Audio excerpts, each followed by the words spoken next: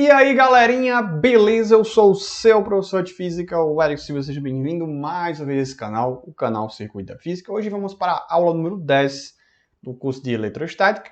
E hoje iremos falar sobre a variação do potencial ao longo de uma linha de força e depois superfícies equipotenciais.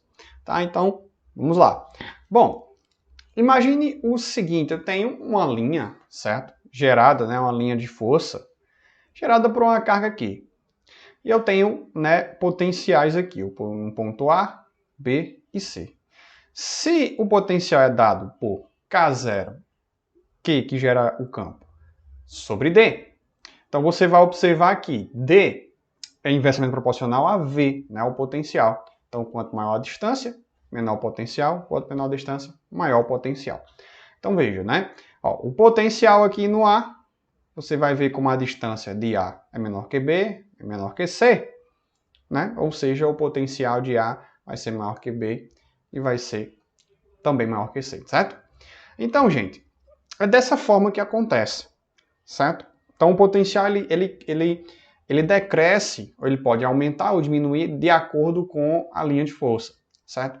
Se eu coloco uma carga em uma linha de força, que ela está na linha de força está para a direita, e se eu coloco uma carga negativa aqui, vai aparecer uma força, que vai ser contrária a essa linha de força.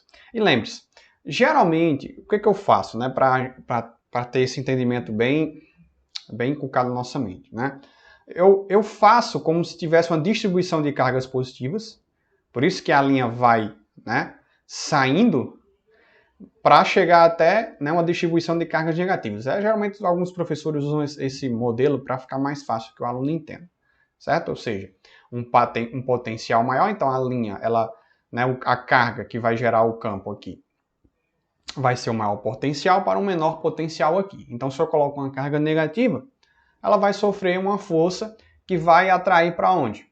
Para próximo do maior potencial. Então, cargas negativas, elas vão para um potencial maior, certo? Enquanto cargas positivas vão para um potencial menor, ok? Então é isso que vai acontecer aí nesse processo, tá? Então, caso aconteça aqui, na carga positiva, você vai observar que ela vai sofrer uma força que vai para o menor potencial, tá? Muito simples, Não tem muita coisa a se falar.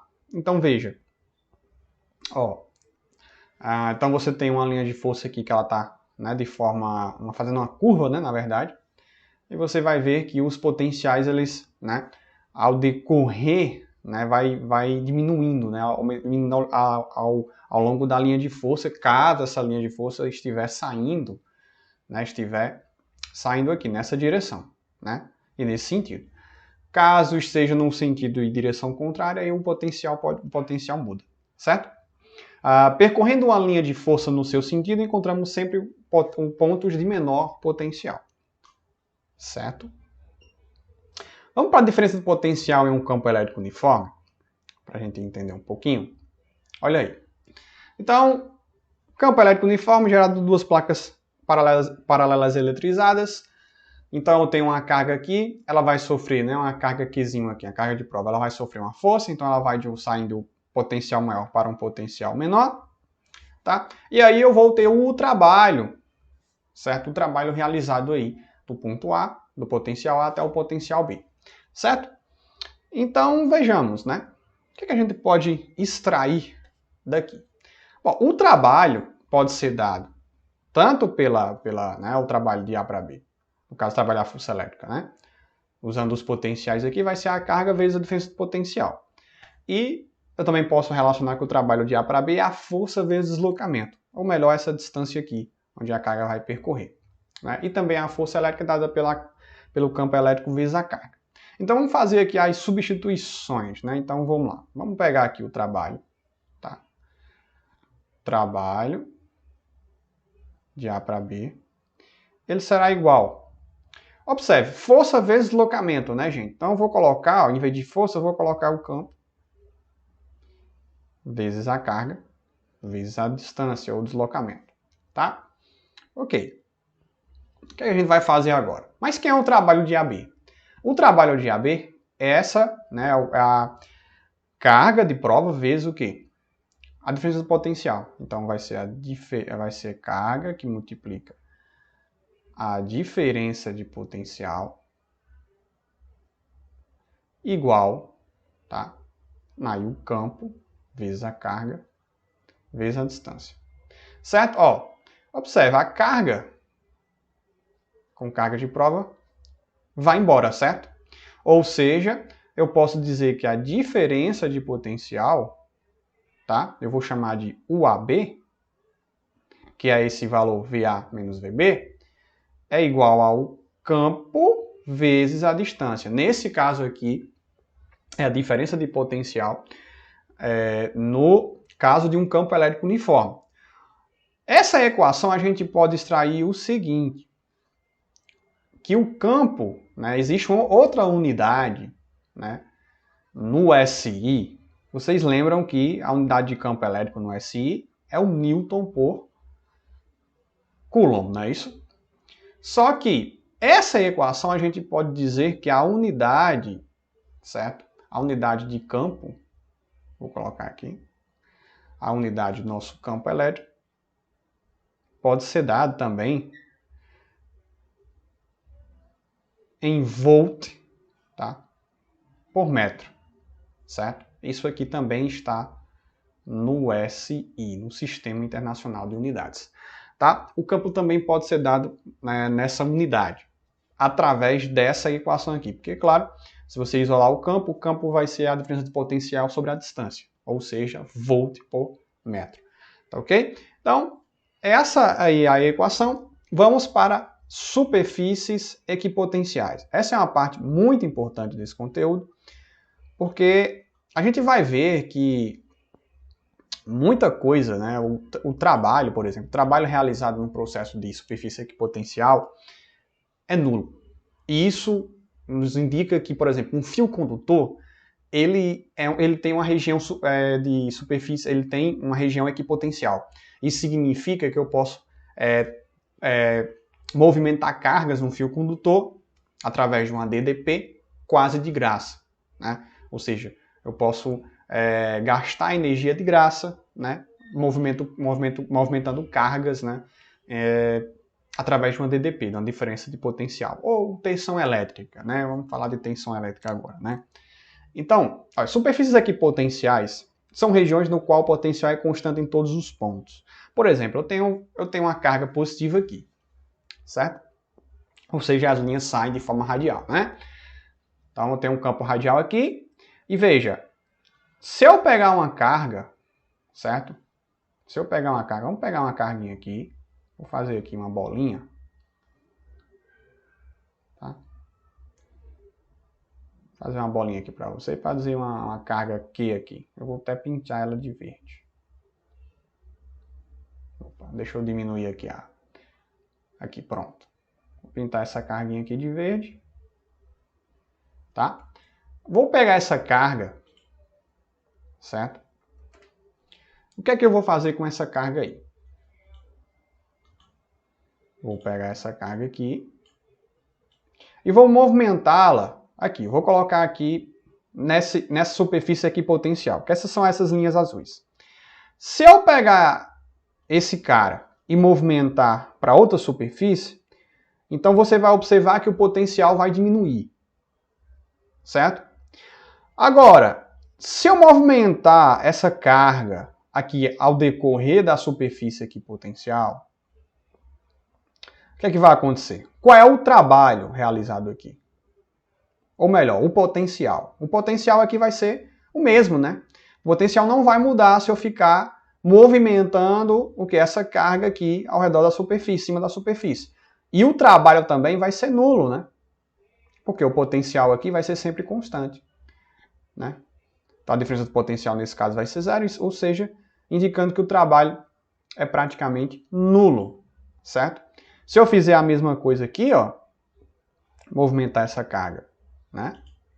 Se eu movimentar essa carga aqui, vocês vão observar, opa, deu um bug aqui, certo?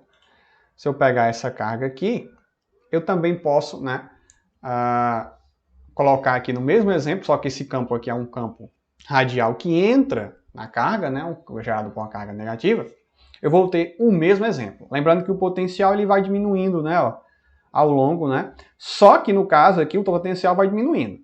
Aqui o potencial, né, quanto mais distante, maior o potencial nesse caso aqui, né? Porque aqui é uma carga que gera um campo, uma carga é um campo de aproximação, certo? Então isso significa, gente, que é o seguinte: se os nossos fios condutores são superfícies equipotenciais, isso significa que se eu for movimentar a carga durante uma superfície equipotencial, como eu fiz agora há pouco, eu não vou ter trabalho, né? Ou seja, eu não vou ter, para fazer isso, eu não preciso gastar energia, tá entendendo? Então, neste caso, é por isso que a gente vai ver aqui, ó, as características. As características das superfícies equipotenciais. Primeiro é o seguinte: uma superfície equipotencial é sempre perpendicular às linhas de força do campo a ela associado. Como assim, Eric? Veja bem, ó, coloquei aqui até uns quadradinhos aqui, certo? Então, de acordo com cada linha aqui, ela vai fazer 90 graus com a superfície equipotencial, certo? Qual é o próximo? Então, a segunda característica é o seguinte: quando uma carga de prova se move entre duas superfícies equipotenciais, o trabalho realizado por essa força, por esse campo, né, na verdade, independe da trajetória, ou seja, a trajetória não importa, como eu fiz aqui, né? A trajetória, certo, não vai importar, certo? Eu posso pegar a carga que está aqui, tá? Ir para cá, depois ir para cá, depois ir para cá, e assim eu vou mudando, né? Ó, vou subindo, vou, né? Não importa. O que vai importar é o ponto inicial e o final nesse processo, tá, gente? Então, essa é a segunda característica das características das superfícies equipotenciais. E no terceiro ponto, né, o terceiro, quando um corpo de prova, ou melhor, uma carga de prova, deixa eu colocar aqui, uma carga de prova se move entre dois pontos pertencentes à mesma superfície equipotencial, o trabalho realizado por essa força sempre será zero. E é o que eu falo para vocês aqui. No caso de um fio condutor, ele é uma região, ele é uma região equipotencial. Por isso, o trabalho realizado nesse processo para movimentar a carga de um ponto do fio até outro ponto do fio é nulo. Olha que maravilha. Então a gente tem, ó, muitos fios condutores a todo lugar, né, em alta escala, né, levando energia em alta escala, né? Então você vê que a gente tem por todo o planeta Terra fios, né, fios de alta tensão aí, né, a todo lugar, levando energia praticamente de graça. Olha que maravilha. Então, neste caso, a gente vê aí, né, se eu tenho aqui, ó, uma superfície, né, superfície plana aqui, eu tenho uma linha de força passando aqui, então você vai ver que o potencial, né, nesse caso, se a linha está, né, saindo, né, tá furando e saindo aqui, vai ver que o potencial nesse ponto é igual, o potencial nesse ponto é maior que esse outro e esse outro aqui, certo? O VA maior que VB, maior que VC, certo? Mas se eu mover uma carga, né, se eu pegar uma carga aqui, tá nesse ponto, subiu para cá, ele ficar rodando aqui em cima desse, uma carga de prova rodando aqui em cima desse plano, certo? O trabalho realizado por ele vai ser nulo, certo? Então não importa a trajetória, claro. Se eu vou fazer uma trajetória desse plano para esse outro plano aqui, tá? Fiz aqui a trajetória para esse outro plano aqui, né? Não importa se ele subiu aqui, se ele desceu para cá, se ele desceu e depois voltou aqui. Essa trajetória, ela independe. O trabalho aqui só vai realizar o ponto inicial até o ponto final, ok? Então, muito simples, né, gente? Esse conceito, ele é importante. Por quê? Porque a gente começa a entender, né, que um pouco sobre eletrodinâmica, né, que a gente vai estudar mais na frente, tá? Isso é muito importante para a gente ver que esses conteúdos, né, que a gente está estudando aqui, ele serviu de base para estudo da eletricidade ao longo do tempo, certo? Então, é isso, certo, gente? Eu espero que vocês tenham gostado, eu espero que vocês tenham curtido essa aula. Próxima aula eu vou falar sobre condutores eletrizados em equilíbrio e, posteriormente, capacitância. A gente vai falar sobre os capacitores, a importância deles nos eletrodomésticos e a gente encerra o curso de eletrostática, ok? Então, muito obrigado e até a próxima.